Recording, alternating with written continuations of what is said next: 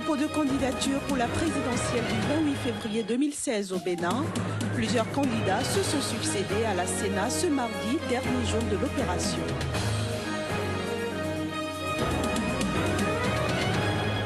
Les ex-détenus yéménites de la prison de Guantanamo veulent une vie normale au Ghana. C'est ce qu'a soutenu ce mardi le président John Dramani devant la presse. Enfin, à la Cour pénale internationale, l'accusation plaide pour la poursuite du procès du vice-président kenyan William Ruto.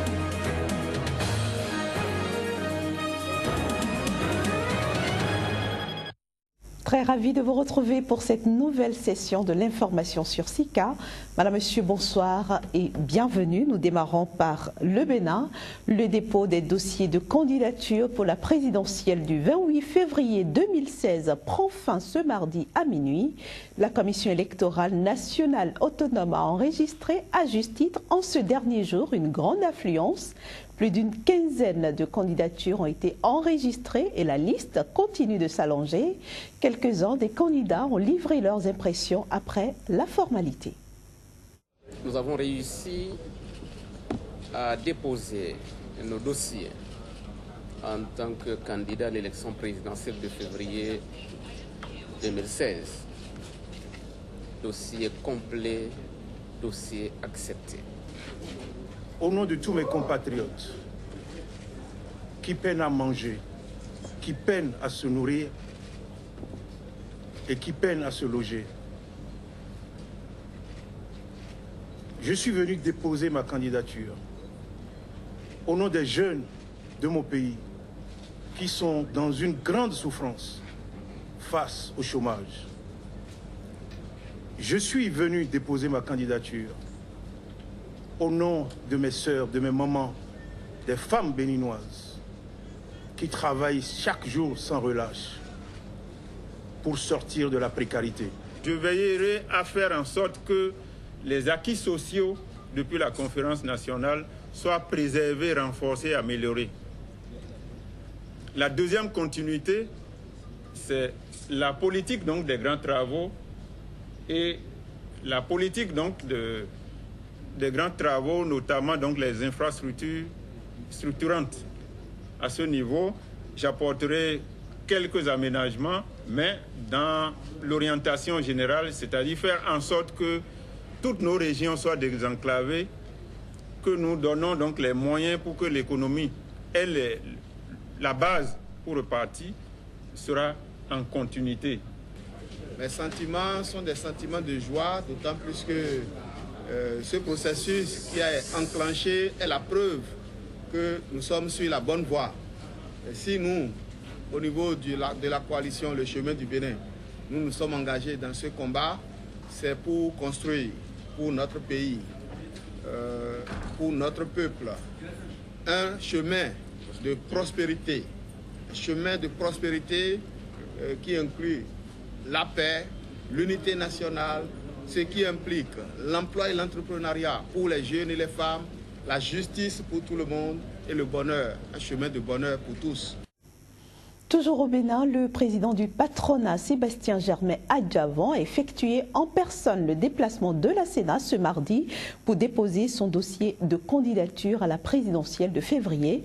Il a placé le geste sous le signe divin avant de remercier ses concitoyens qui croient en lui. Il était accompagné d'une forte délégation d'acteurs politiques. Voici un extrait de son adresse à la presse. Et comme vous le savez, Dieu a voulu que nous-mêmes nous soyons là aujourd'hui et que son nom soit glorifié. Je dirais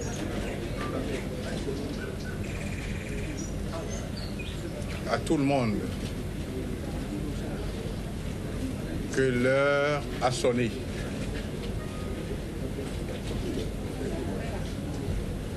Et sachez que le prochain président en 2016 sera probablement celui que vous voyez en face. c'est le candidat du peuple. Et que Dieu veille sur nous tous, Dieu veille sur le Bénin. Je vous remercie.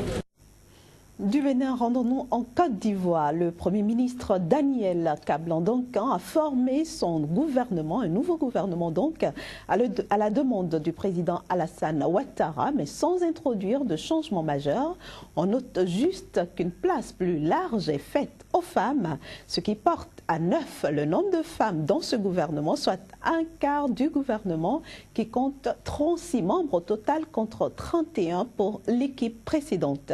Daniel Kablan-Duncan a aussi dû composer un gouvernement qui satisfasse tous les membres de la coalition ayant soutenu Alassane Ouattara lors de l'élection présidentielle. Et puis en Tunisie, les nouveaux membres du gouvernement du Premier ministre Habib Essid ont prêté serment ce mardi. C'était au palais présidentiel de Carthage en présence du président tunisien Béji Caïd Essebsi.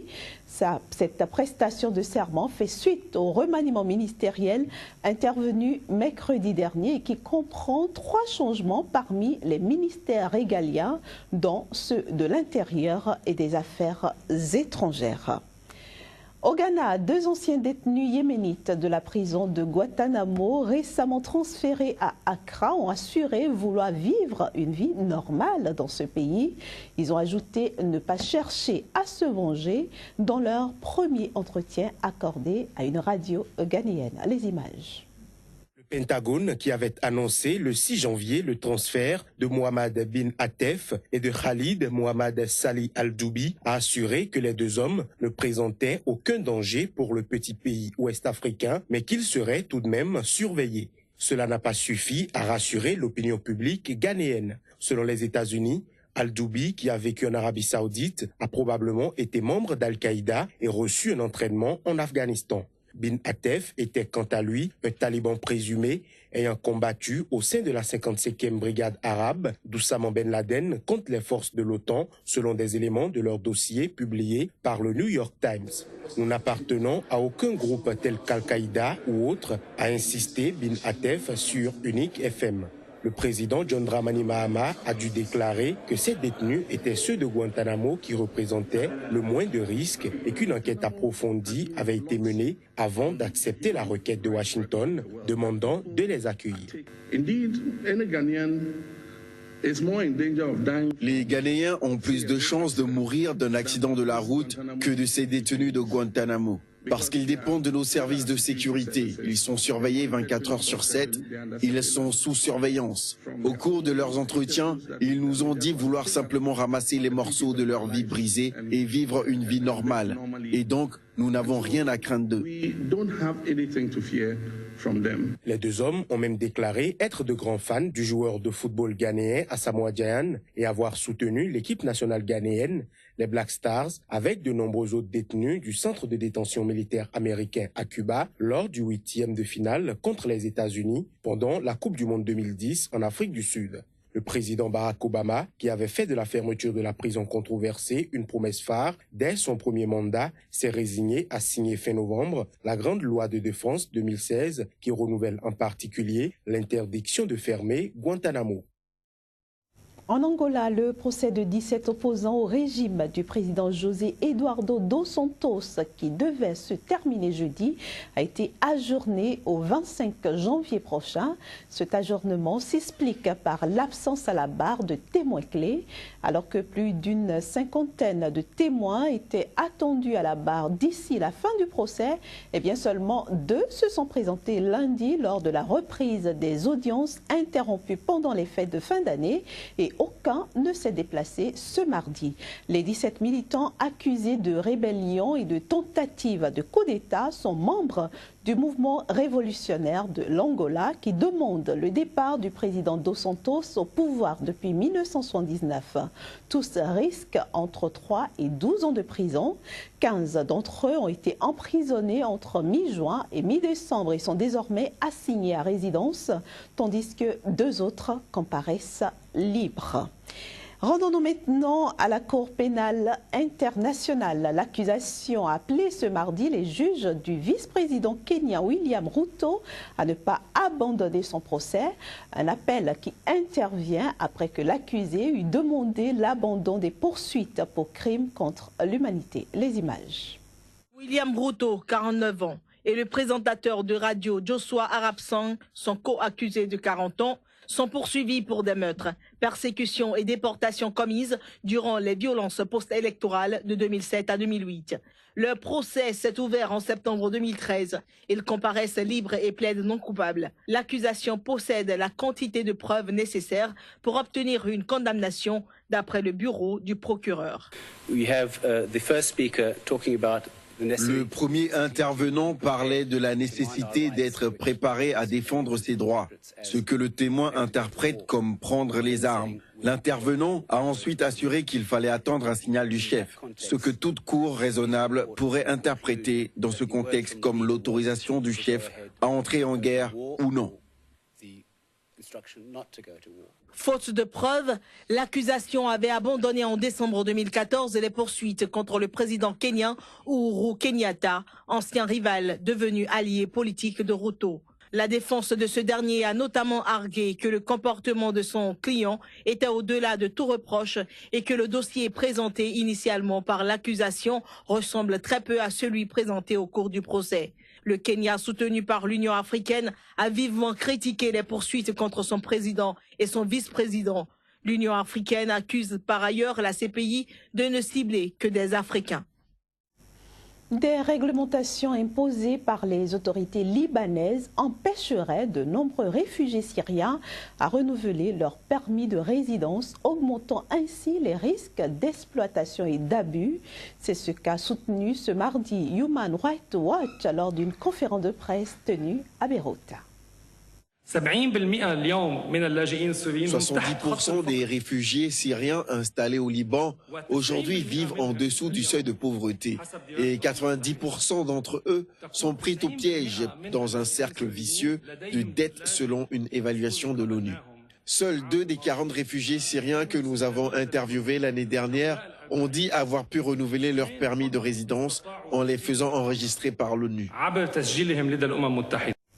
Une information en bref pour refermer cette édition. Plus de 1700 personnes sont décédées sur les routes sud-africaines pendant les vacances de fin d'année, ce qui représente une augmentation de 14% par rapport à la même période il y a un an. Du 1er décembre au 11 janvier, donc, 1387 accidents mortels et 1755 décès ont été enregistrés dans le pays. Plusieurs facteurs sont à l'origine de ce bilan: vitesse, alcool, dépassement inconsidéré, véhicules en mauvais état, absence de port de ceinture de sécurité et autres. Par ailleurs, plus de 6000 automobilistes ont été arrêtés pour conduite en état d'ivresse et la police a interpellé 5710 véhicules inadaptés à la circulation au cours donc de cette période. Voilà, mesdames et messieurs, ce sera tout pour cette édition que j'ai eu du plaisir à vous présenter. Restez sur Sika TV, l'information continue. Au revoir.